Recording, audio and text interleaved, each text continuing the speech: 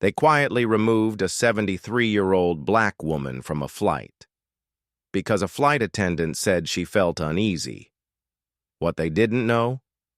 That woman was the mother of the executive holding a $5 billion deal over their heads.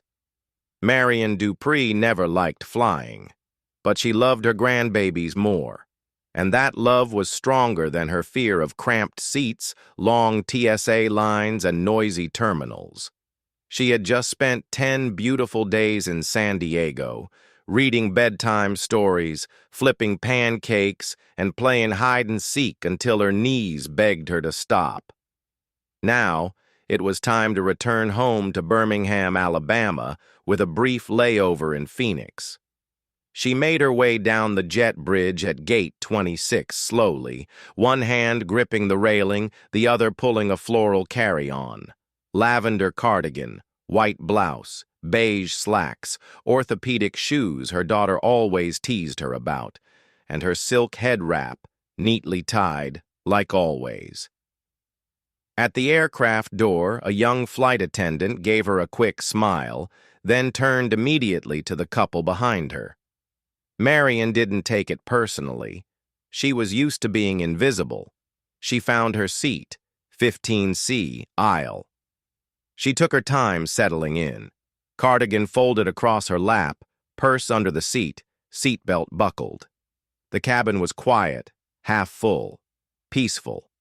She looked out toward the tarmac and let her shoulders rest. A soft smile tugged at her lips.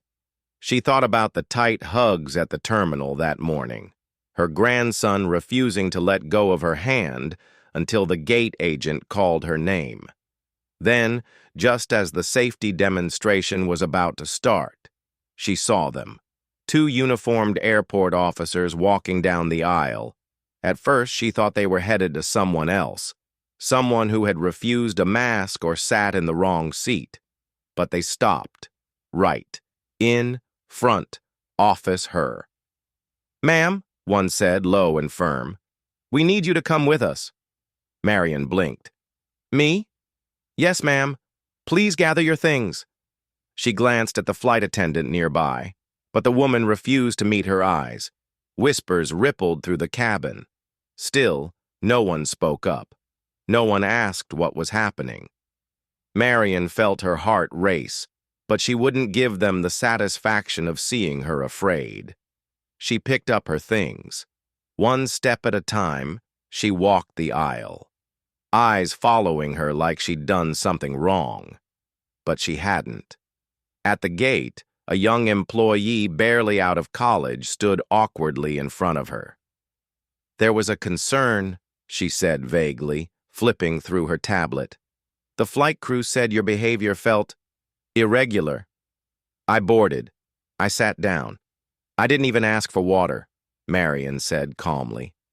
"I understand, ma'am," the agent replied, clearly nervous. "That's just what we were told." By now, the plane had departed. The terminal was nearly empty. Marian sat alone, not loud, not disruptive, just quietly removed. She pulled out her phone and dialed. Her daughter, Rochelle, picked up mid-meeting. "Mama," she said, "what do you mean they pulled you off the plane?" Marian kept her voice calm. "Said I made someone uncomfortable. That's all they told me." A pause. Then Rochelle's voice turned sharp. "Stay there. Don't speak to anyone else. I'll call you back in 5. Marian didn't need 5 minutes to know something was off. Rochelle only needed 1 to realize this wasn't going to slide. She sat quietly, back straight, phone resting in her lap. She wouldn't let them see her shaken, but inside, her thoughts were spinning. What had she done? Nothing. No raised voice, no rule broken, no conflict, just a quiet woman, removed because someone felt uneasy. Across the gate, a young black woman in a gray hoodie had been watching. She'd seen it all, and she had hit record the moment the officers approached.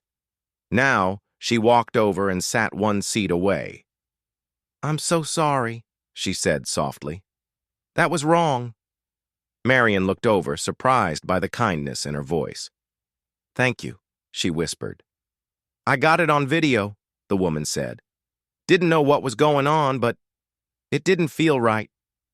"I didn't even stand up," Marian said. "Just sat like everyone else." "I know," the woman nodded. "My name's Kiara. I already posted it. No names, just what happened. And people are already talking." Marian felt torn.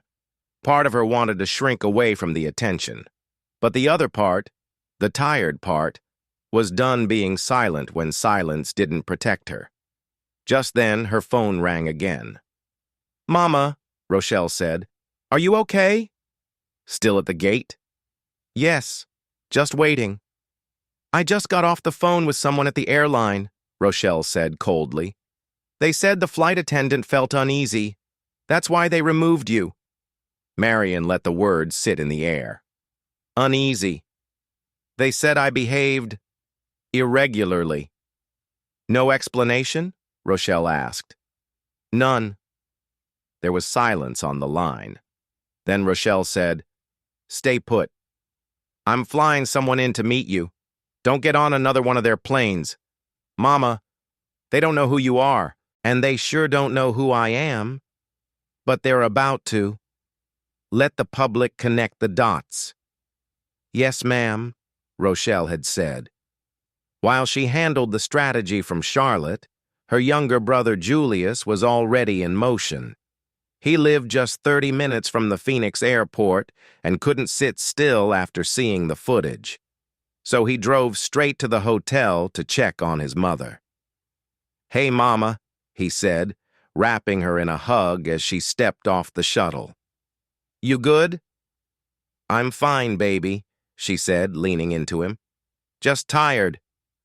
"You look good," he smiled, though the worry behind it was hard to hide. "The world's watching you right now." Marian let out a breath. "I didn't ask for that." "I know," Julius nodded. "But you didn't ask for this either." She gave him a small smile. "True enough." That evening over dinner, Marian's phone buzzed with a notification. Rochelle. "I saw their statement," it read. "They're trying to spin it. Let them. We're not going to war. We're just telling the truth." Marian looked at the screen, then handed the phone to Julius. "You read it. My eyes are too tired." Julius chuckled and took the phone. "Mama, the world's about to know exactly who you are." But somewhere else, someone still didn't understand what she'd done wrong. Cheryl Metz. The flight attendant who made the call hadn't yet grasped the weight of her decision, and by the time Delta Horizon tried to pull it back, the damage had already slipped far beyond their control. Alan Trask wasn't used to being blindsided. At 56, with over 2 decades in aviation, he'd weathered labor strikes, lawsuits, even a mechanical fire on a tarmac. But this was different. His phone hadn't stopped buzzing since Rochelle hung up. His inbox was full. The video had gone viral. National outlets had picked it up. People were starting to whisper about Orion Strategic pulling out, and everyone in the industry knew exactly what that meant. He sat alone in his office, staring at the phone like it might offer him a do-over. His assistant peeked in. "Alan, Gwen's on the line, and the board wants an emergency meeting, 7 a.m. Eastern." He nodded, said nothing. Instead, he picked up the phone and dialed Rochelle's number again. Voicemail. He tried her office. Same. She was gone for the day. And he had the sinking feeling she wasn't coming back. In another wing of the building, Gwen Sanderson was pacing. On the line with Steve Hendricks, Delta's head of corporate risk. "She didn't just pull the deal, Steve," Gwen said. "She tore it out by the root. No press release, no warning, just walked away. Mid-negotiation." "She's going to give that money to someone else," Gwen continued. "And it's going to look like a moral stance, not business." Steve sighed. What do we do? We need to talk to her, in person. If not to fix it, then at least to slow the bleeding. She's not answering. Then get me her mother's file, Gwen said, her voice low. I want everything, from gate check-in to the second she stepped off that plane. Back in Charlotte, Rochelle was sitting at the kitchen counter, her laptop open. The kids were upstairs. Her husband, Terrence, leaned across from her, scrolling on his phone. She's trending worldwide, he said. That clip's everywhere. They're calling her the dignified grandmother. She's a symbol now. I don't want her to be a symbol, Rochelle replied, not looking up. I want her to be treated like a person. Terrence walked around and kissed the top of her head. You made the right call. She doesn't care about the money, Terry, but I do. Because in their world, money speaks louder than truth. And now we've spoken. She clicked into a file, an analysis of the next best airline, a smaller rival, better sustainability model, rougher public image. But Rochelle wasn't looking for perfection. She was looking for accountability. Then her phone buzzed again. Ms. Dupree Hawkins? Gwen's voice was professional, but cautious. I'm calling on behalf of Delta Horizon. We understand the experience today was upsetting. I didn't have the experience, Rochelle said. My mother did. Yes, of course. And we're taking it seriously. We're launching a full internal review. I'm not interested in a review, Rochelle cut in. I'm interested in results. We're prepared to issue a public apology. This isn't about apologies. It's about the choices your people made. They made theirs. Now I've made mine. Is there any scenario in which we could revisit the partnership? Rochelle paused. No. Click. Later that night, Marian sat in her hotel room scrolling through an article on her iPad. A screenshot from Kiara's video filled the page. The headline, Black Woman Removed from Plane Without Cause. Turns out she's the mother of a billion-dollar power broker. Marian shook her head and whispered, I'm just your grandmother. But she wasn't. Not anymore. And Delta Horizon still believed they could control the story. What they didn't know, the public wasn't waiting for them to speak. They were already writing it themselves. 6:03 a.m. Delta Horizon's boardroom in Mesa, Arizona was already packed. Pressed suits, cold coffee, and the silence of damage control. Alan entered last, tie askew, folder under his arm. He went straight to the head of the table. We've got a real problem, he said, and it's moving faster than we are. Gwen had been up all night, compiling everything. Marian's flight history, check-in times, crew reports, all of it, and none of it justified her removal. There was no violation, no incident, just discomfort, Gwen said. We can't hide behind policy this time. Across the table, the communications officer spoke up. We're not just losing investment. We're facing brand damage. The video's passed 10 million views, and they haven't even spoken publicly yet. Alan nodded grimly. We need to get ahead of it. Full apology. Transparency. It's too late, Gwen said. They've already walked. She gave us a chance to do better, and we blew it. How did we not know who she was? Someone asked. She booked like anyone else, Gwen replied. No title, no assistant, no VIP flags. Maybe that's the issue, another board member said. We're used to spotting high-value clients by status, not by humanity. Alan turned to his assistant. Get Cheryl Metz. Bring her here. 10 minutes later, Cheryl stood in the boardroom. Uniform crisp, posture tense. Miss Metz, Alan said, walk us through your decision again. I already gave my statement, she said quietly. Give it again, Gwen replied. I saw her sitting in her seat, Cheryl said. She didn't look at me, didn't speak. It just felt off. You had her removed because she was quiet? I followed protocol. You followed a gut feeling, Stewart, a board member, snapped. And it cost us $5 billion. Did you consider, Gwen asked, that elderly passengers might just be quiet? I did what we're trained to do. Well, Gwen said flatly, your judgment made $1 billion mistake. Alan raised a hand. You're on administrative leave, effective immediately. Cheryl's face went pale. Wait, what? You exercised poor judgment, Gwen said, and now we're all paying for it. She was escorted out.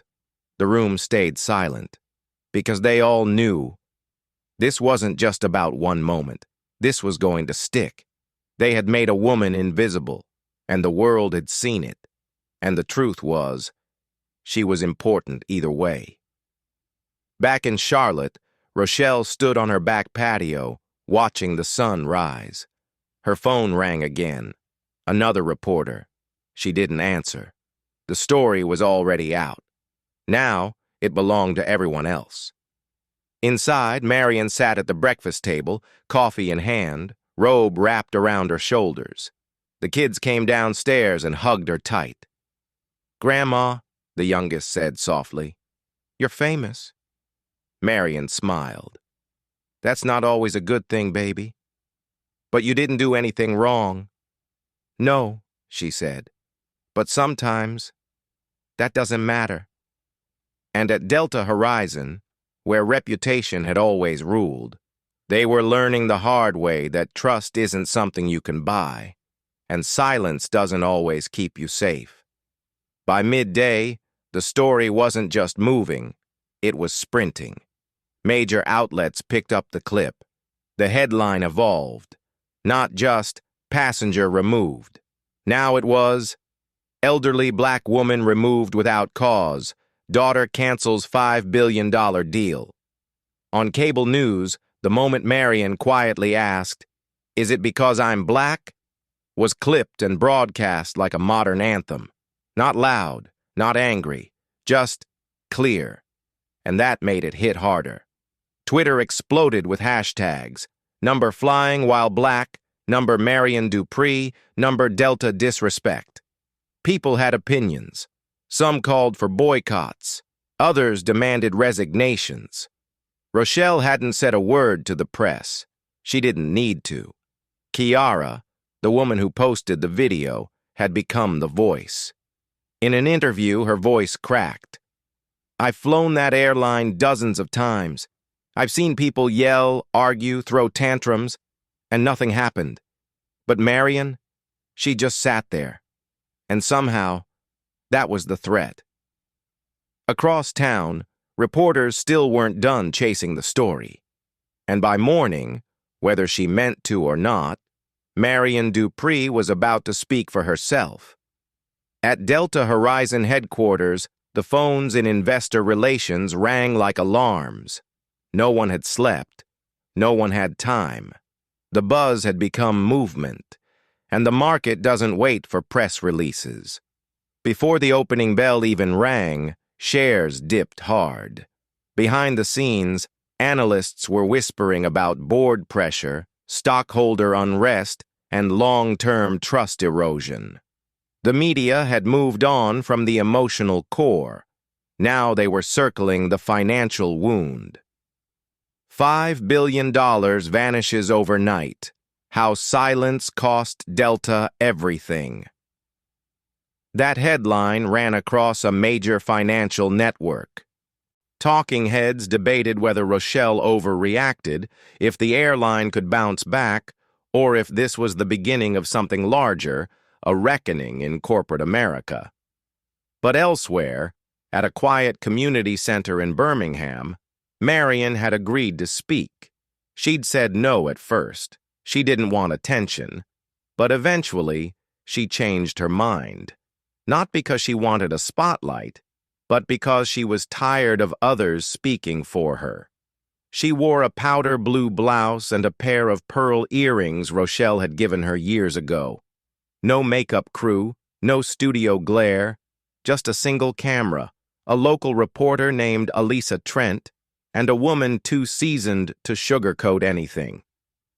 "Miss Dupree," Elisa asked gently, "can you tell us what went through your mind when they asked you to leave the plane?" Marian nodded slowly. "I thought maybe they'd mistaken me for someone else. I looked around, hoping it wasn't real. But then I saw the flight attendant. She wouldn't even look at me. And that's when I knew." "Knew what?" Elisa asked softly. "That they didn't care about the truth. They just wanted me gone. And I knew if I raised my voice, they'd say they were right to be afraid. So I stayed quiet. But I didn't shrink." Elisa let the silence breathe. "Do you think this would have happened to someone else?" Marian didn't hesitate. "I think it wouldn't have happened if I didn't look like me." The full interview was just 8 minutes. But when it aired, it moved like fire across the internet. Not because Marian yelled, but because she didn't. She was calm, composed, and that made it hit even harder. Viewers saw their mothers, their grandmothers, their teachers, their mentors, someone who could have been sitting right next to them. And suddenly, this wasn't just one woman's story. It was everyone's. Even Wall Street noticed. Within hours, rival airlines released vague, self-congratulatory statements about learning from others and respecting all passengers. Skyfront Air, a mid-sized carrier, quietly announced a strategic partnership with Orion Strategic Partners. The internet caught it immediately. Rochelle never confirmed a thing. She didn't have to. Her silence had become a language, and the business world knew how to read it. At Delta Horizon HQ, Alan Trask stood before a live stock ticker. It dipped again, sharper this time. Another board meeting alert hit his phone. He didn't bother reading it. He already knew what it meant. Back in Charlotte, Rochelle sat alone in her office, watching the interview with her mother. She didn't cry. She just leaned back in her chair and exhaled. She hadn't planned to spark a movement. She wasn't chasing virality. She just wanted one thing: for people like her mother to be treated with respect, whether they held power or not. Terrence walked into the doorway, arms folded. "She did good," he said. "She always does," Rochelle replied.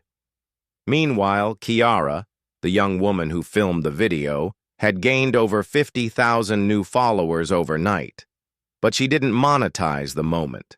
She used her platform to spotlight other, quieter moments of exclusion, the kind that don't go viral. She called it in and heard. The internet kept moving, but the story stayed, not because it was loud, but because it was true. While Delta Horizon scrambled to save face, a woman who never raised her voice had quietly rewritten the terms of respect. 1 week later, Marian Dupree boarded a different flight. Not Delta Horizon, Skyfront Air. A private jet arranged quietly by her daughter's firm. The cabin was calm, clean, unbothered by the chaos left in their wake. Rochelle sat beside her, navy suit, white sneakers. Her version of off-duty. She'd turned down 3 interviews, 5 op-eds, and 1 televised panel. She didn't need a stage. She'd already spoken, in the language corporate America listens to, capital. Marian looked out the window as the jet prepared for takeoff. "You sure this isn't too much?" she asked, adjusting her purse strap. "No," Rochelle said. "I owed you this flight years ago." Marian smiled. "I just wanted to go home."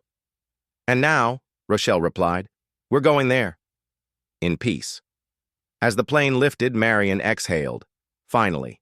No whispers, No tension, no stairs, just altitude and light. They were headed to Birmingham, but not directly. First, a short stop in Kansas City. Rochelle had arranged a visit with a group of young black women training for aviation careers. They had seen Marian's story, seen her. She hadn't planned to go, didn't think of herself as a symbol, but Rochelle reminded her, symbols don't choose the spotlight. Sometimes, they just survive long enough to be seen. At a small airfield in Missouri, the women greeted her with applause and flowers. One stepped forward, Ashanti Rivers, navy jumpsuit, calloused hands, eyes full of fire. "Miss Dupree," she said, "you made us feel visible." "Thank you," Marian took her hand. "I didn't do anything special," she said. "I just sat still and told the truth." "That's what made it special," Ashanti said. "You didn't shout. You let people watch, and they saw something they couldn't ignore." Back on the plane, Rochelle watched through the window. She didn't step out. This moment wasn't about her. It never really had been. Later that week, back in Birmingham, Marian returned to her neighborhood. Pound cake, hugs, familiar faces. Not fame, just love. The kind that knows your heart, even when your story goes global. That night on the porch, Rochelle scrolled through emails. One caught her eye. A professor from Oregon. She'd played Marian's interview for her media ethics class. Students cried, not because Marian asked for sympathy, but because she reminded them of someone they loved. Rochelle closed her laptop. "They're still talking about you," she said. Marian raised an eyebrow. "I'm not running for office." "I know," Rochelle smiled. "That's why they believe you." For a long time, they just sat there, listening to the night, a porch swing creaking, a breeze moving through the trees. Then Marian asked quietly, "Do you think it changed anything?" Rochelle leaned back in her chair. "Maybe not everything, but enough." Marian nodded. "Good." That night, before bed, Marian stood quietly at her front door. Porch light off, just her, the night air, and the neighborhood she'd lived in for over 40 years. She didn't feel like a symbol, or a headline, or a cause. She felt like a woman who got off a plane with her dignity intact, and didn't need to yell to prove it. This wasn't revenge. It wasn't pride. It was about presence, about being seen, and maybe, just maybe, about making the world a little gentler for her grandkids than it had been for her. Not because the world had changed overnight, but because she reminded it just how far off track it still was. There's a lesson here, one that echoes through boardrooms, airports, classrooms, and dinner tables. Never assume the worth of the person in seat 15C.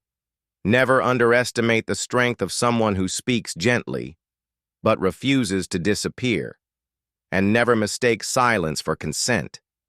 Sometimes, the loudest impact comes from the people who simply refuse to be erased.